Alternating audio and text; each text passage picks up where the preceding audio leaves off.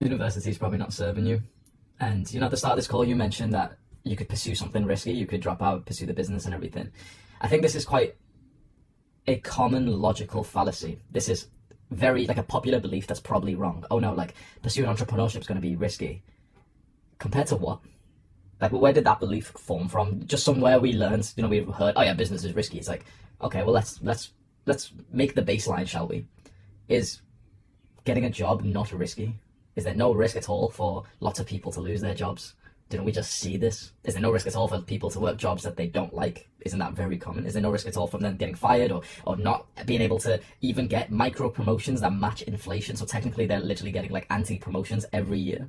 So the conventional route that people think is very safe and secure, like your parents might do, it's not actually as secure as people realize it. And more people are like realizing this brutal fact now, that safe route isn't actually safe.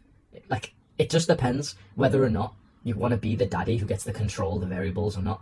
Like, either way, there's a chance of everything ending, and it's probably like a similar chance. There's like, the job you can get right now, chances are it's probably not going to be a great job. It's probably not going to be like, something that's going to be longer term. People on average young people stay in jobs for like, what, 6 months these days or something.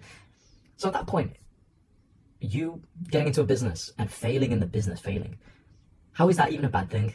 If it's normal for people to get the first job and then the second job and then the third job and then the fourth job, and that's not seen as risky, that's not seen as a bad thing. You've got to think, what is this narrative against entrepreneurship and making business, where you make the business, you're going to fail a business, you're going to make a new one and fail that, make loads of mistakes, fail that. It's exactly the same.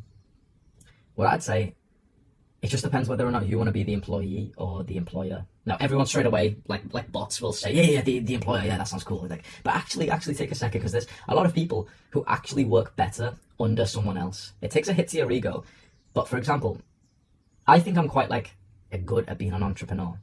It took me over a year to learn how to actually be how to do the work myself, how to be the daddy, how to be the boss. Because school has really beaten that character trait out of you, of independence. It's told you, okay, listen to the authority figure. When the teacher says that you should do this, that's when you should do that.